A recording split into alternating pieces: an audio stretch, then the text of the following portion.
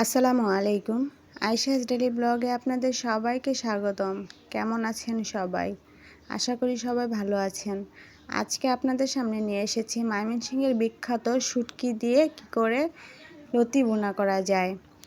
তো চলুন আজকের এই রেসিপিটি শুরু করা যাক। হ্যাঁ, অবশ্যই আমার চ্যানেলটি সাবস্ক্রাইব করে দেবেন এবং পরবর্তী ভিডিও সবার আগে আপনার সামনে পৌঁছে যেতে বেল আইকনটি ক্লিক করে রাখবেন। এখানে আমি কিছু লতি সুন্দর করে কেটে এবং ছুলে নিয়ে নিয়েছি। এই লতিগুলো একদম দেশি লতি, এগুলো বাজারের কোনো কেনা লতি নয়।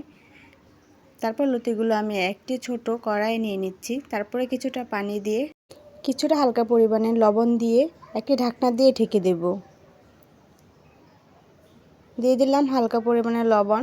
লবণটা দেওয়ার কারণে লতিটা একটু তাড়াতাড়ি ভালো করে সিদ্ধ হয়ে যাবে। তারপর ঢেকে দিলাম।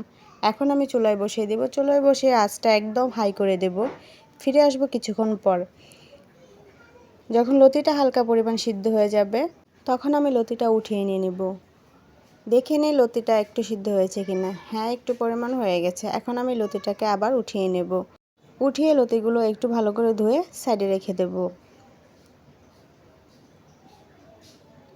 তারপর নিয়ে নিলাম একটি কড়াই নিয়ে নিলাম পরিমাণ মতো তেল।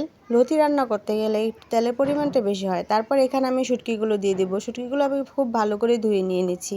শুটকিগুলো এখন একটু হালকা করে ভেজে নিচ্ছি, কারণ তাহলে এটার কাঁচা ভাবটা আর শুটকির যে গন্ধটা সেটা আসবে না। একটু ভাজা হয়ে গেলে এখানে দিয়ে দেবো আমি কেটে রাখা পেঁয়াজ ও রসুন কুচি। অবশ্যই রসুন কিন্তু আপনাদের দিতে হবে। পেঁয়াজগুলো দিয়ে দেওয়ার পর আমি খুব ভালো করে আবার ভেজে নেব। পেঁয়াজগুলো ভালো করে কিন্তু ভেজে নিতে হবে, কাঁচা ভাব থাকলে চলবে না। পেঁয়াজগুলো যখন ভাজতে ভাজতে ব্রাউন কালারের মতো চলে আসবে তখন এখানে আমি কিছুটা পানি অ্যাড করে নেব। দিয়ে দিলাম আমি পানি।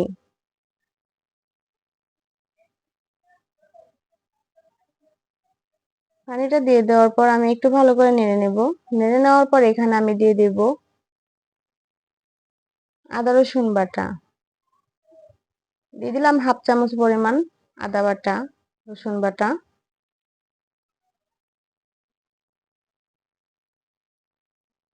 দিলাম পরিমাণ মতো লবণ।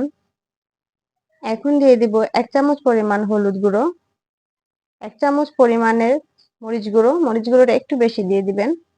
তারপর দিয়ে দিলাম 1 চামচ পরিমাণ ধনিয়া গুঁড়ো। তারপরে আবার খুব ভালো করে নেড়ে নেব এবং এই মশলাটাকে খুব ভালো করে কষিয়ে নেব। মশলাটা যখন কষানো হয়ে যাবে এখানে আর কিছুটা পানি অ্যাড করে নেব। দিয়ে দিলাম আর একটু সামান্য পরিমাণ পানি।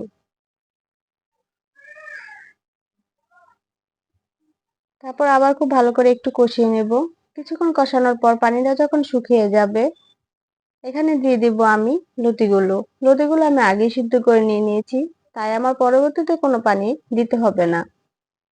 আপনারা লতিগুলো এইভাবে রান্না করে খাবেন, অবশ্যই এই লতি খুবই টেস্ট হয়। যারা কচুরলতি এভাবে রান্না করে খান নাই অবশ্যই বাসায় ট্রাই করবেন। এটি খুবই মজাদার ও সুস্বাদু, আপনারা না খেলে বুঝতে পারবেন না। তারপর এখানে আমি দিয়ে দিলাম এখন লতিগুলো, কারণ পানিটা একটু শুকিয়ে গেছে সেই কারণে। লতিগুলো দিয়ে দিচ্ছি। লতিগুলো দিয়ে দেওয়ার পর খুব ভালো করে মশলার সাথে লতিগুলো মিক্স করে নেবেন। এখানে আমার আর কোনো পানি দেওয়ার কোনো প্রয়োজন নেই, কারণ পানি আমি আগেই দিয়ে দিয়েছি আর লতিগুলো আমি সিদ্ধ করে নিয়ে নিয়েছি। এখন এই লতিগুলোর সাথে খুব ভালো করে মশলাটা মিক্স করে নিয়ে কষিয়ে নিতে হবে। হয়ে গেছে আমার মশলা মিক্স করা। তো বন্ধুরা, আমার এই ভিডিওটি কেমন লেগেছে তো কমেন্টস বক্সে জানাবেন এবং পরবর্তী ভিডিও দেখার জন্য আমার এই বেল আইকনটি ক্লিক করে রাখবেন। আমার চ্যানেলটি সাপোর্ট করে অবশ্যই পাশে থাকবেন। হয়ে গেছে আমার লতি রান্না করা। আজকের মতো এইটুকুই। আল্লাহ হাফেজ।